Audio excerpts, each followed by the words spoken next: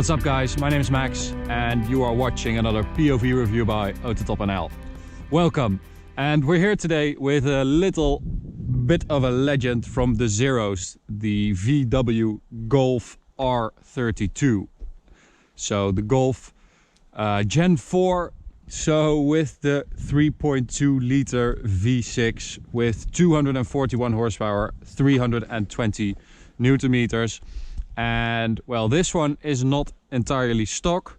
It's also not entirely clean because we have some wet roads here and we encountered some mud. So my apologies in advance that it's a bit dirty.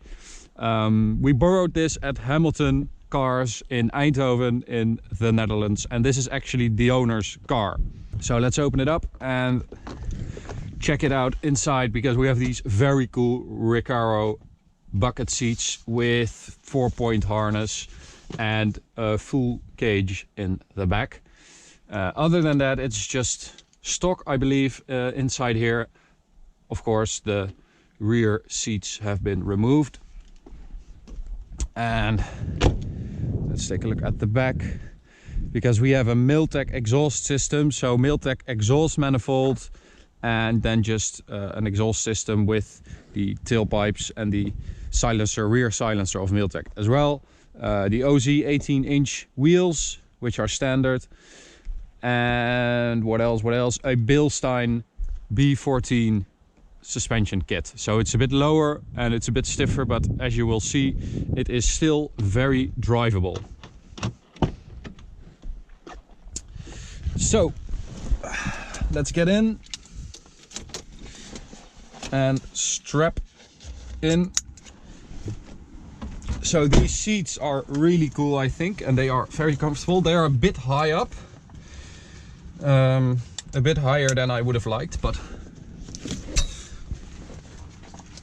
so the owner put these Recaros in, but as standard, the Golf 4 R32 came with Koenig seats.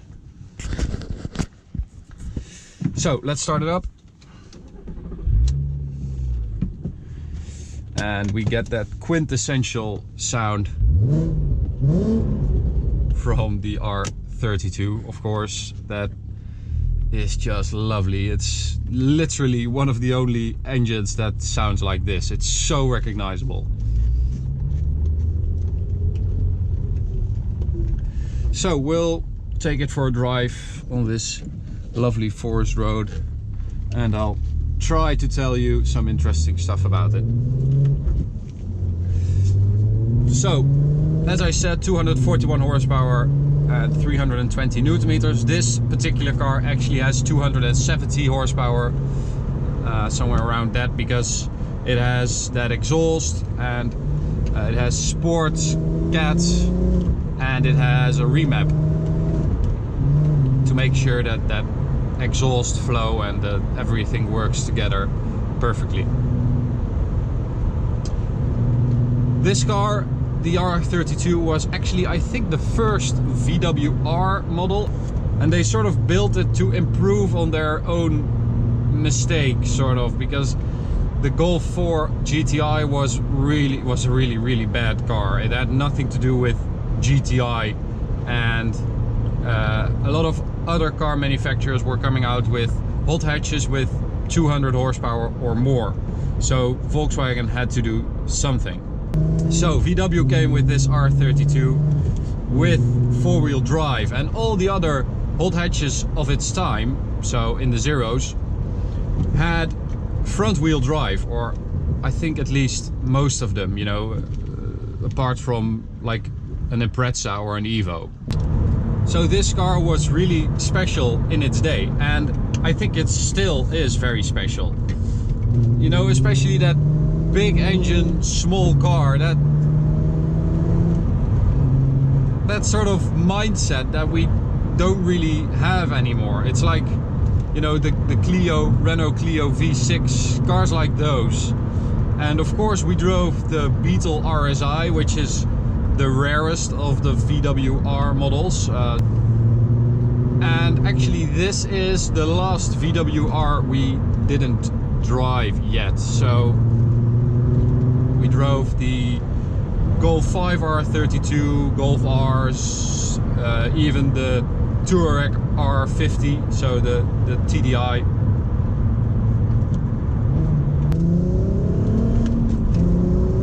And well, that sound, of course it's amplified a bit by that Miltec exhaust system, but man, that sounds good. So 0 to 100 kilometers an hour, 6.6 seconds, something like that. I mean, it's not that fast, but it just feels so special. So that four-wheel drive system, that 4Motion system, it's a Haldex system with 6-speed manual. You could also get a DSG, which this was the first car you could get with a DSG gearbox. So around 5,000, no, not around, 5,000 of these were made, these R32s. And of those 5,500 were with DSG. And 5 of those 500 are Dutch cars. So, you know, just a little interesting fact, I think. But it was the first with that double clutch gearbox, and it wasn't that good, really. It was a bit slow and a bit clunky, and yeah. I would always go for a manual gearbox. And you know, these cars are starting to go up in value now, because sort of all these cars are, all those hot hatches from the Zeros in the late 90s, they feel so special now with that heavy steering. And you know, as I said, big engine, small car, that's just something we don't really see anymore. That's something, maybe it's the thing I miss most about, or I hate most about downsizing, you know, going from a V12 to a V10, or from a V10 to a V8, V8 to a V6, V6 to a 4-cylinder. That's happening a lot right now, or for the past couple of years. But the thing I miss most is that they just don't put these crazy engines in small cars anymore. You get, you know, a 5-cylinder from Audi, that's probably the craziest engine you can get in a hatchback right now. And this sound is just, it's so addictive. And of course it doesn't really handle that well, it's not sharp or anything, it's a bit wobbly, or not wobbly, it's, the steering is a bit vague, it's not that direct. But nonetheless, every time we drive cars like these from the Zeros with those big engines, those V6s from the Zeros are so cool. I mean, listen to this. That's just awesome. So top speed 247 kilometers an hour. Not bad, actually. Oh man, it's so gross here. Sorry for making your car dirty.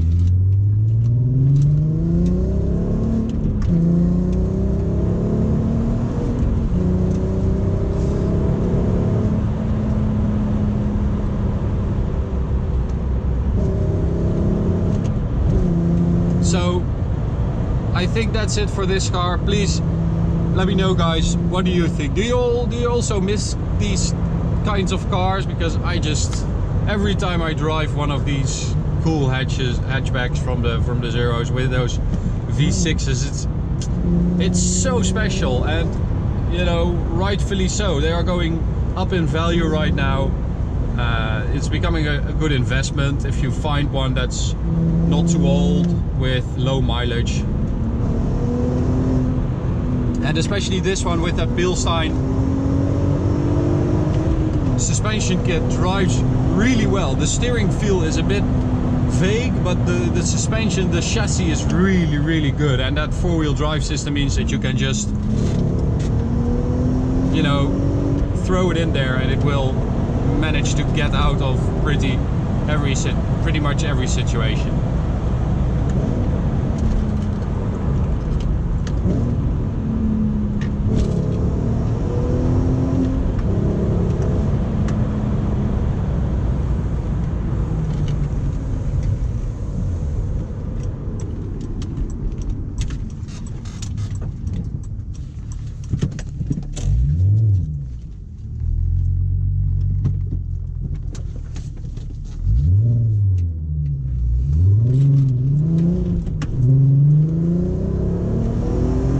So just enjoy this a bit more.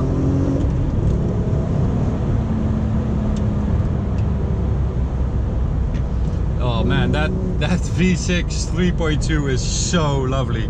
So this is actually the 2.8 liter VR6 we knew from the Golf 3, Golf 4, like the V6 4Motion and stuff like that. But it's massively revamped and redesigned. A bigger stroke, 3.2 liters. Man, it's just one of the most special engines ever, I think. Certainly one of the most recognizable. Okay, so that's it. I'm really going to end it now. Thanks for watching. I hope you enjoyed it.